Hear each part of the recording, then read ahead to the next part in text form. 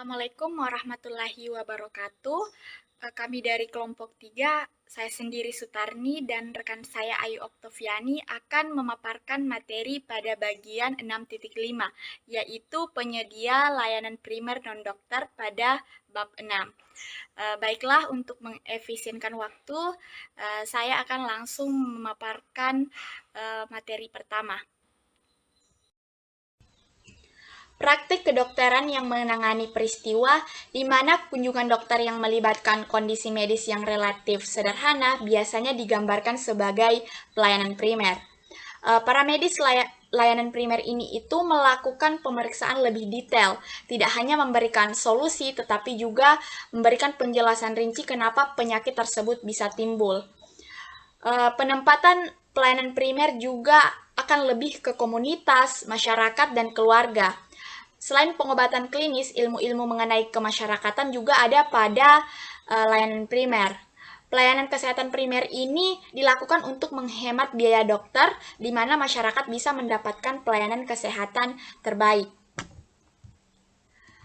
Meskipun lisensi negara umumnya memerlukan kehadiran dokter dalam pelayanan medis ini, tetapi beberapa bukti menunjukkan bahwa kunjungan perawatan primer itu setidaknya sama baiknya bila dilakukan pada dokter ataupun para medis, dan tentunya juga dengan biaya yang lebih rendah. Selanjutnya, ada satu organisasi yang mungkin menggunakan model produksi perawatan primer yang sedikit berbeda, yaitu Sistem Perawatan Kesehatan Militer Amerika Serikat, yaitu Angkatan Darat, Angkatan Laut, dan Angkatan Udara, di mana mengoperasikan sistem perawatan kesehatannya sendiri. Kemudian bertanggung jawab tidak hanya untuk perawatan personel militer yang aktif, tetapi juga untuk tanggungan personel militer tersebut secara keseluruhan dan pensiunan dari militer tersebut. Karena pemerintah federal menjalankan program ini, Undang-Undang Lisensi Negara Bagian tidak berlaku untuk program tersebut. Kemudian, selama tahun 1970-an, Angkatan Udara Amerika Serikat itu menerapkan model eksperimental kunjungan pasien primer di sejumlah kliniknya, di mana pasien hanya menemui para medis terlatih. Meskipun seorang dokter ada di sekitar mereka untuk konsultasi, tetapi para medis ini dapat menentukan kapan harus memanggil dokter untuk meminta bantuan. Kemudian selanjutnya, cara alternatif ini, yaitu pelayanan primer ini, menghasilkan 3 ciri yang jelas. Yang pertama, biayanya jelas jauh lebih sedikit. Para medis itu memperoleh sekitar 1/4 dari apa yang diperoleh oleh para dokter. Kemudian yang kedua, kualitas perawatan.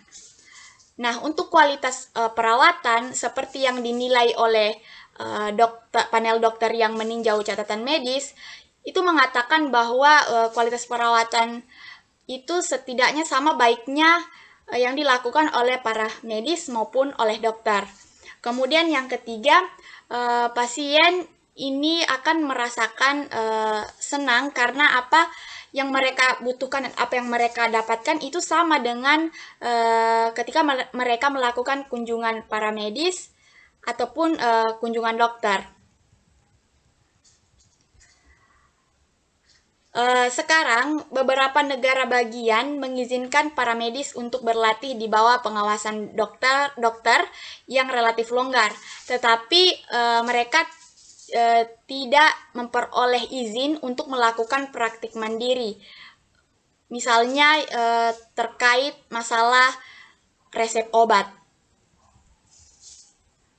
Selanjutnya, model baru lain dari produksi kunjungan kesehatan menggunakan perawat praktisi sebagai pengusaha, evolusi pendekatan untuk penyedia perawatan primer ini sebagian bergantung pada aturan hukum yang berbeda-beda di setiap negara bagian. Salah satu bidang yang semakin umum bagi praktisi perawat independen yaitu peran bidan. banyak persalinan normal sekarang yang dilakukan oleh bidan di Amerika Serikat. Hampir semuanya dilatih sebagai perawat. Biasanya dengan pelatihan lanjutan seperti misalnya tingkat master atau doktoral dalam spesialisasi mereka. Beberapa perawat bidan ini bekerja dalam praktik mandiri dan beberapa bekerja dalam kelompok dengan dokter atau dokter kandungan. Itulah yang dapat saya paparkan. Selanjutnya saya serahkan kepada pemateri selanjutnya. Terima kasih. Selanjutnya yaitu kualitas perawatan dan biaya perawatan yang dilakukan oleh perawat ataupun praktisi terus menjadi bidang penelitian ataupun penyelidikan secara aktif. Sangat sedikit percobaan yang dilakukan secara acak yang membandingkan hasil antara perawatan dokter dengan non-dokter. Misalnya, bayi yang lahir di pusat bersalin di bawah arahan perawat dan bidan dibanding dengan maksud saya bayi yang lahir di rumah sakit di bawah arahan dokter kandungan ataupun dokter lainnya. Berdasarkan penelitian yang dilakukan oleh Roach pada tahun 1989 yang membandingkan beberapa hasil kelahiran dari 12.000 wanita di tahun 1985 sampai 1987 mengatakan bahwa bayi yang lahir di pusat bersalin ataupun di rumah sakit itu memiliki resiko rendah yang sebanding. Namun hal ini belum tentu bisa dijadikan sebagai kesimpulan akhir, perlu beberapa kajian lagi. Kemudian perbandingan penyedia layanan primer non-dokter dengan dokter menimbulkan pertanyaan yang jelas, apa yang terjadi selama kunjungan dokter biasa? Jawabannya adalah bahwa kunjungan dokter ataupun kunjungan dokter yang ada di rumah sakit ataupun kunjungan kantor itu masalahnya itu sangat kompleks. Dan sekarang penelitian baru datang untuk memahami konsep mikroekonomi sejati dari kunjungan dokter tersebut. Jadi pertama ada dua batasan yang membayangi dari sang dokter, yaitu seberapa jauh hari kerja kunjungan itu terjadi dan seberapa jauh keterlambatan dokter itu dan beberapa menit telah berlalu dalam kunjungan tertentu. Jadi para ekonom itu menyebutnya sebagai shadow price waktu. Jadi ada shadow price dari kunjungan dokter tersebut. Adapun prosedur-prosedur yang dilakukan oleh dokter dalam melakukan pemeriksaan fisik pasien, yaitu yang pertama adalah mengumpulkan riwayat medis dari pasien, melakukan tes diagnostik spesifik, misalnya stik celup urin dan lain-lain, spesimen fisik untuk tes diagnostik selanjutnya, misalnya sampel darah dan urin yang kemudian dikumpulkan, arus informasi ke pasien ataupun dokter memberikan informasi ke pasien terkait penyakit yang dideritanya. Adanya kepastian pasien berarti adanya respon dari pasien terhadap penyakitnya. Empati terhadap pasien juga terjadi, terkadang diberikan kepada dokter.